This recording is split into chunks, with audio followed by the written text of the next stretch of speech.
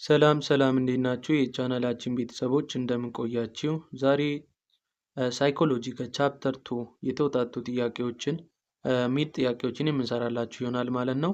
ስለዚህ ለቻናላችን አዲስ የሆናችሁ ቻናላችንን ሰብስክራይብ በማድረግ ጀምሩ። እንዲሁም ቪዲዮቻችን ከተመቻችሁ ላይክ፣ ሼር፣ ኮፒ ሊንክ እና ኮመንት ማድረግ እንዳይረሳ። በተጨማሪ ደግሞ በየጊዜው የሚሰሩ የተለያዩ የፍሬሽማን ኮርስ ሚድ እና ፋይናል ኤግዛሞችንም ሆነ ሌሎች ተጨማሪ ከተለያዩ ግቢ የተውጣጡ የፈተና ጥያቄዎችን ማግኘት እና መጠቀም ከፈለጋችሁ በዩቲዩብ ቻናላችን ዲስክሪፕሽን ቦክስ ላይ የተቀመጠላችሁን የቴሌግራም ቻናል ሊንክ ጆይን በማድረግ የአገልግሎቱ ተጠቃሚ መሆን ትችላላችሁ። አሁን በቀጥታ ወደ ቪዲዮአችን እንሄዳለን። ነምበር 1 which of the following best define sensation in the context of psychological process? A. It is a process of organizing sensory input into meaningful pattern. B. It is a process of detecting stimuli through sensory organ. C. The process of interpreting sensory data. D. The process of ignoring irrelevant stimuli. So, what is a sensation in the context of psychological process? The correct answer will be it is a process of detecting stimuli through sensory organ. B is the correct answer ይሆናል ማለት ነው።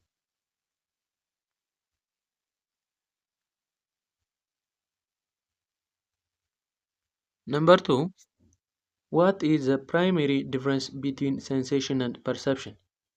ሴንሴሽን እና ፐርሰፕሽን ፕራይመሪ ዲፍረንሳቸው ምንድን ነው? ቻፕተር 2 በሴንሴሽን እና በፐርሰፕሽን ዙሪያ የሰራነውን ቪዲዮ በደንብ መመልከት እና መረዳት ትችላላችሁ ማለት ነው። ሴንሴሽን ኤንድ ፐርሰፕሽን ዲፍረንሱን የሚያወራልንን ሀሳብ ከተዘረዘሩት ምርጫዎች ውስጥ መምረጥ ነው። ኤ ሴንሴሽን ኢዝ አ ፓሲቭ ፕሮሰስ ዋይል ፐርሰፕሽን ኢዝ አን አክቲቭ ፕሮሰስ። B. Sensation involves organizing sensory input while perception detects stimuli.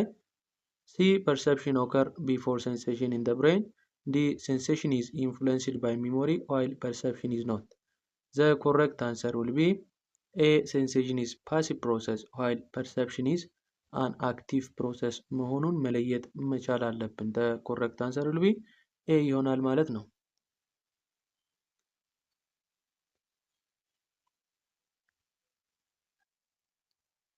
Number 3, what is meant by absolute threshold in a sensation? A. The minimum intensity of stimulus required to notice a difference. B. The maximum intensity of stimulus a person can tolerate.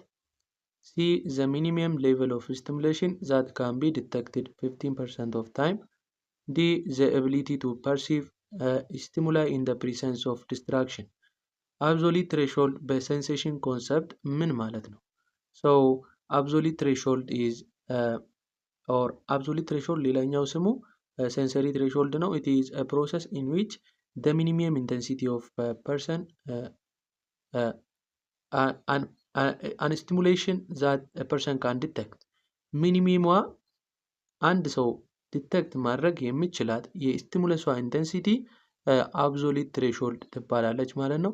ከዛ ትሬሾልድ በታች ያለውን የስቲሙለስን ኢንቴንሲቲ ዲቴክት ማድረግ የማንችልበትና እስከ ፖይንቷ ድረስ ያለው ትሬሾልድ ከፖይንቱ በላይ ዲቴክት ማድረግ እንችላለን፣ ግን እስከ ፖይንቷ ድረስ ያለው ፖይንት አብሶሉት ትሬሾልድ ይባላል ማለት ነው። ሶ the correct answer will be C.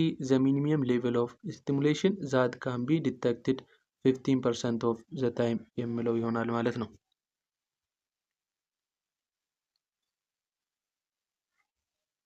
Okay, number 4. According to the Weber laws, how does just noticeable difference for a stimulus relates to its intensity? A.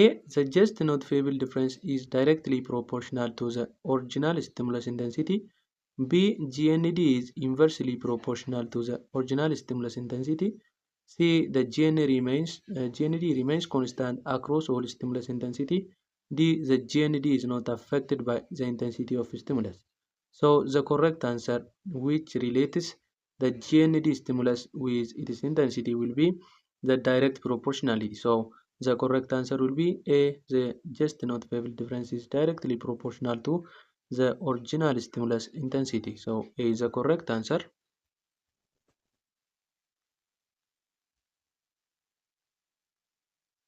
Number 5. Which phenomena explain why you stop noticing a constant sound after a prolonged exposure? A. Sensory adaptation, B. Perceptual constancy, C. Selective attention, D. Sensory threshold። ሀሳቡ ምንድን ነው የሚያወራልን? አንድ ኮንስታንት የሆነ ሳውንድ ወይም የሆነ ስቲሙለስ አለ። ያን ኮንስታንት የሆነን ስቲሙለስ ፕሮሎንግድ ወይም ላይፍ ሎንግሊ ለብዙ ጊዜ ለዛ ስቲሙለስ ኤክስፖዝ ስናደርግ ኖቲስ ያንን ስቲሙለስ ኖቲስ ማድረጋችንን ስናቆም ያ ኮንሰፕት ምን ይባላል ነው ብሎ የጠየቀን። ሰው ዘ ኮሬክት አንሰር ዊል ቢ ሴንሰሪ አዳፕቴሽን ኦር ሃቢቹዌሽን ይሆናል ማለት ነው። ኤ ኢዝ ዘ ኮሬክት አንሰር።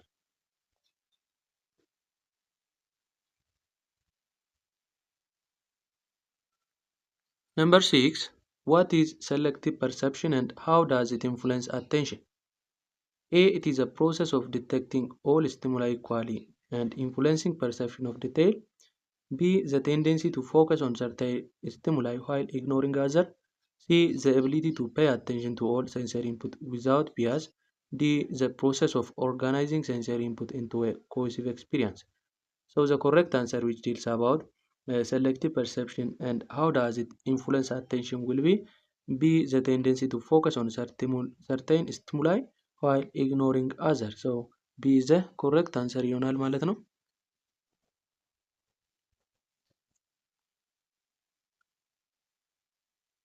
Number 7.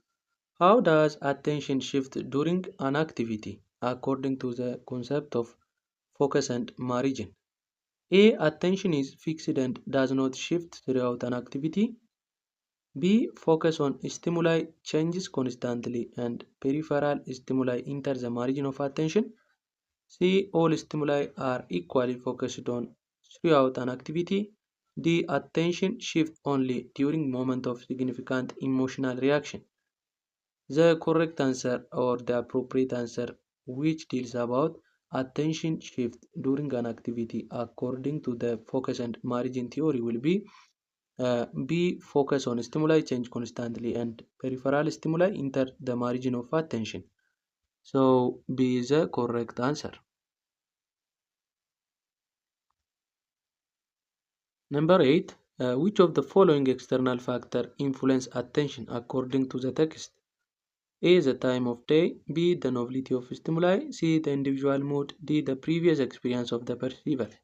The correct answer will be B. The novelty of stimuli because novelty of stimuli ማለት የአንድ ስቲሙለስ አንዩዥዋሊቲ ወይም ለአንድ ኢንቫይሮንመንት አዲስ መሆኑ ኤክስተርናል ፋክተር አቴንሽናችንን አፌክት የሚያደርገው ኤክስተርናል ፋክተር ይሆናል ማለት ነው። ሶ B is the correct answer.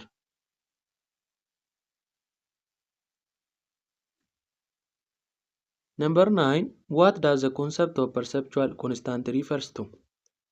A. The ability to detect the smallest change in stimuli. B. The ability to maintain the perception of an object as constant despite change in its appearance.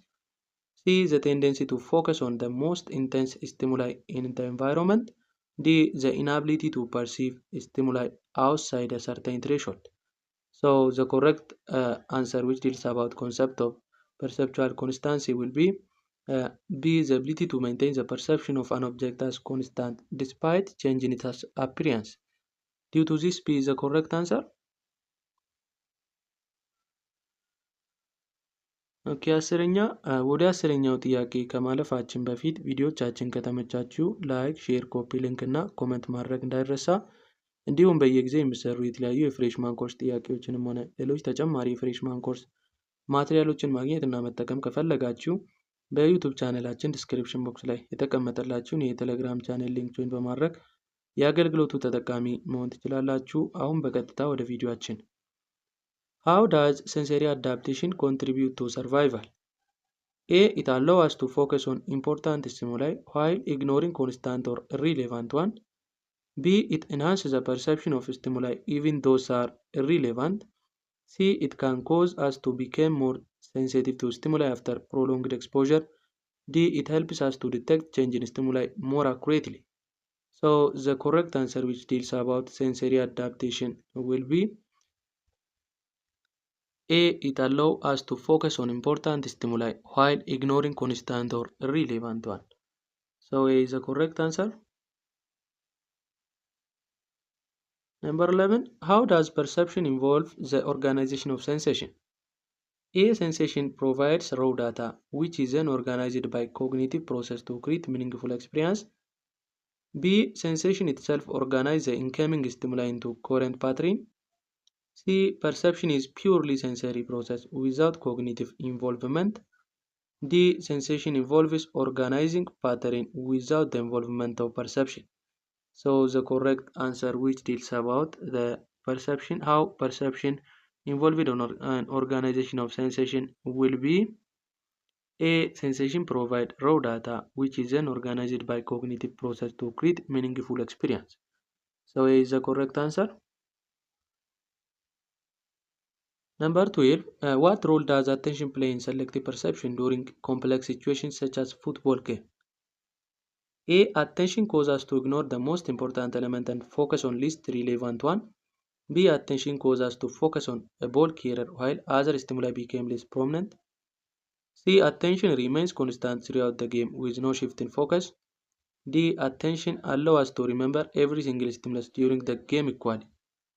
So the correct answer will be B. Attention causes us to focus on the ball carrier while other stimuli became less prominent.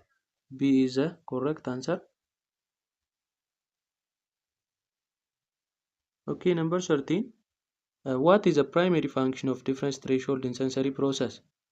A. It is used to detect the minimum level of stimulus intensity that can be perceived. B. It is to detect the smallest detectable change in stimulus intensity. C. To measure the consistency of sensory detection over time. D. To determine the point at which sensory adaptation occurs.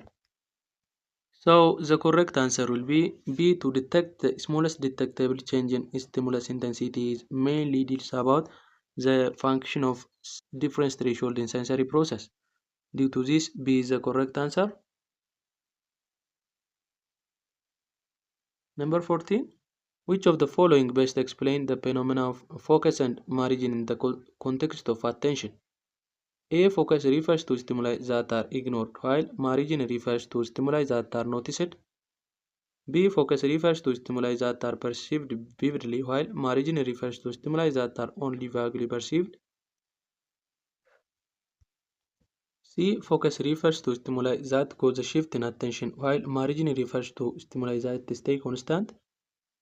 D. Focus refers to sensory input that are in periphery of attention, and margin refers to input in the center. ዲ ላይ ያለው ቦታ ተቀያይሯል ማለት ነው። ማሪጅን ፎከስ ቦታ ቢሆንና ፎከስ ማሪጅን ቦታ ቢሆን ኮሬክት አንሰር ይሆን ነበር። but the correct answer which deals about the phenomena of focus and margin in the context of attention will be B ይሆናል ማለት ነው። Number 15. How does the perception of depth occur in the human visual system? A. Depth perception is result of a process of sensory adaptation. B. Depth perception is based on cues such as relative size, texture, and binocular disparity. C. Depth perception is innate ability and does not rely on sensory input. D. Depth perception is a function of selective attention. The appropriate answer will be B. Depth perception is based on cues such as relative size, texture, and binocular disparity. Due to this, B is the correct answer.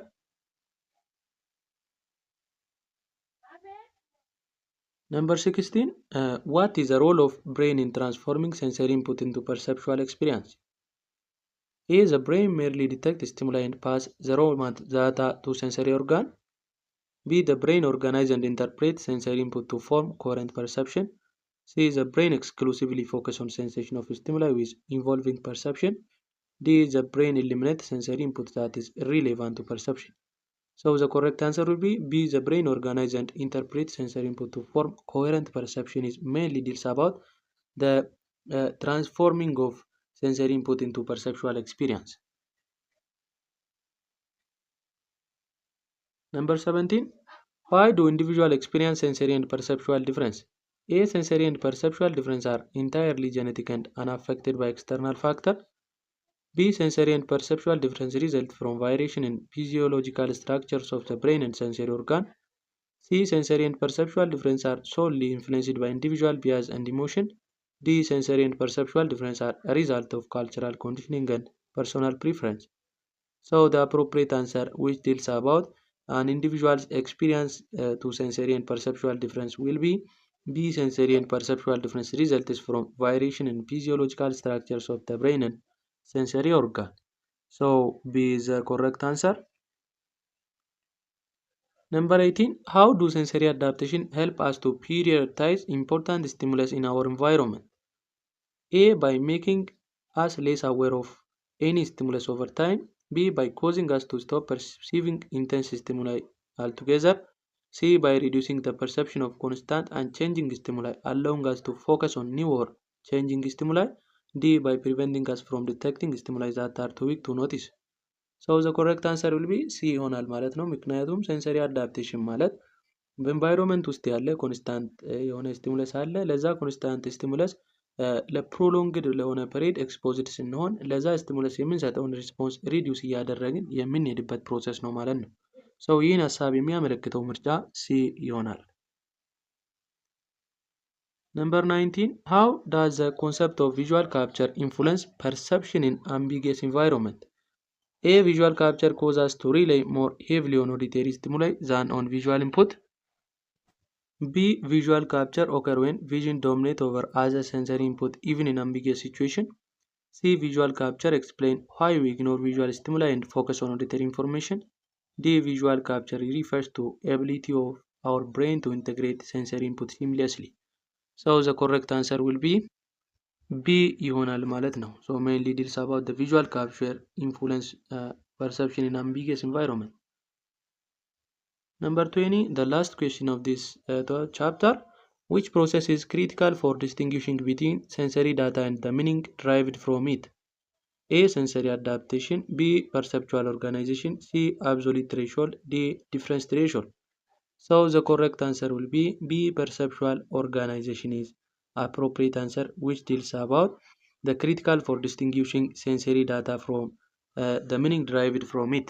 So the appropriate answer will be B ይሆናል ማለት ነው። የዛሬ ቪዲዮአችንን በዚህ እናበቃለን። በቀጣይ ቪዲዮ እስክንገናኝ ድረስ ለቻናላችን አዲስ የሆናችሁ ቻናላችንን ሰብስክራይብ ማድረግ እንዳትረሱ። እንዲሁም በየጊዜው የሚሰሩ የተለያዩ የፍሬሽማን ኮርስ ጥያቄዎችንም ሆነ ሌሎች ተጨማሪ የፍሬሽማን ኮርስ ማቴሪያሎችን ማግኘትና መጠቀም ከፈለጋችሁ በዩቲዩብ ቻናላችን ዲስክሪፕሽን ቦክስ ላይ የተቀመጠላችሁን የቴሌግራም ቻናል ሊንክ ጆይን ማድረግ እንዳትረሱ። በቀጣይ ቪዲዮ እስከምንገናኝ ድረስ መልካም ቆይታ ይሁንላችሁ።